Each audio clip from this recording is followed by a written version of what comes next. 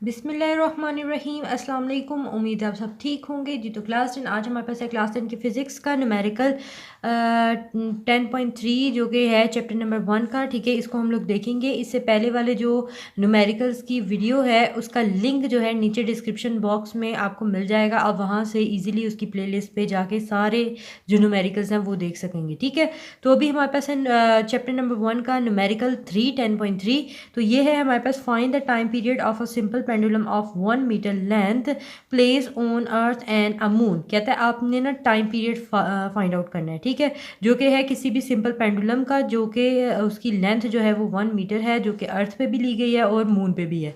ठीक है, तो आपने उसका टाइम पीरियड अर्थ के लिए भी निकालना है और मून के लिए भी निकालना है। ठीक है, the value of g on the surface of moon is 1/6 of its value on the earth where g is equal to 10 meter per second square.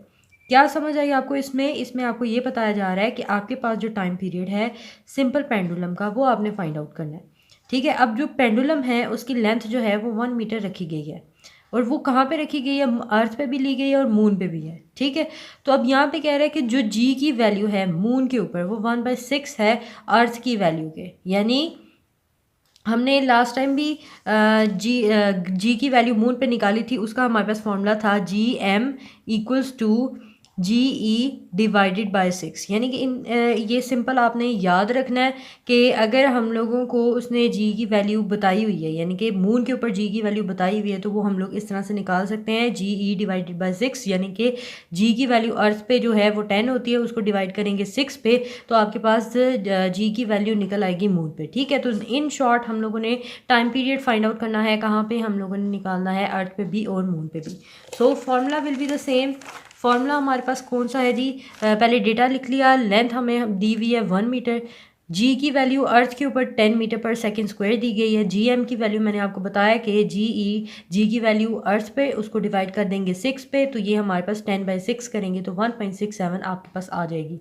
अब जो चीज़ निकालनी है वो हमने निकालना है टाइम पीरियड अर्थ पे भी निकालना है, टाइम पीरियड आपने मून पे भी निकालना है। तो formula will be the same, T=2πL/g। यानी कि मेन हमारे पास फॉर्मूला ये है। अगर हमने अर्थ के लिए टाइम पीरियड निकालना है तो टी के साथ ई लगा देंगे। अभी हम पार्ट 1 इसका सॉल्व करेंगे टाइम पीरियड, जिसमें निकालेंगे अर्थ के लिए।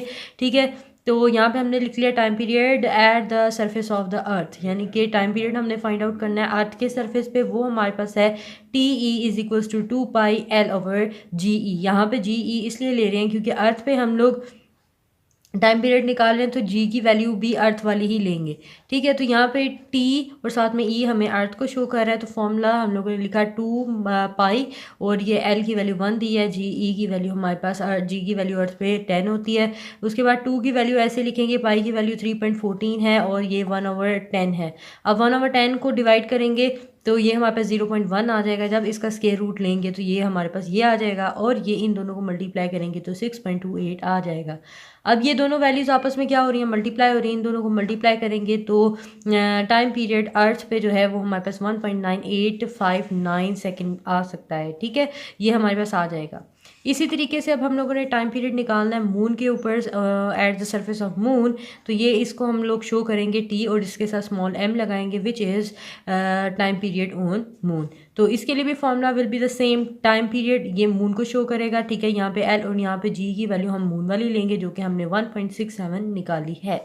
ठीक है, तो हम लोग इसको जो है इसके अंदर वैल्यू पुट करने जा रहे हैं। तो टी की वैल्यू मून पर यहाँ पे 2 ऐसे ही, पाई की वैल्यू डाली 1, एल की वैल्यू 1 डाली, जी एम यानी कि जी की वैल्यू मून पे 1.67 है। इसके बाद इन दोनों को मल्टीप्लाई करेंगे 6.28 आ जाएगा। 1 डिवाइडेड बाई 1.67 करेंगे तो ये आ जाएगा। इसका स्क्वायर रूट लेंगे तो ये आ जाएगा। ठीक है, इसको मल्टीप्लाई कम से कम पॉइंट के बाद आपने 4 वैल्यूज़ जो है ना वो लिखनी है। ठीक है, इसको हम लोग इसके साथ मल्टीप्लाई करेंगे तो 4.8595 सेकेंड आ जाएगा। ठीक है, ये हमारे पास टाइम पीरियड निकल आएगा। आप इतना भी लिख सकते हैं और अगर आप इसको राउंड ऑफ करके लिखते हैं आपकी बुक पे जो आंसर है वो 4.9 होगा।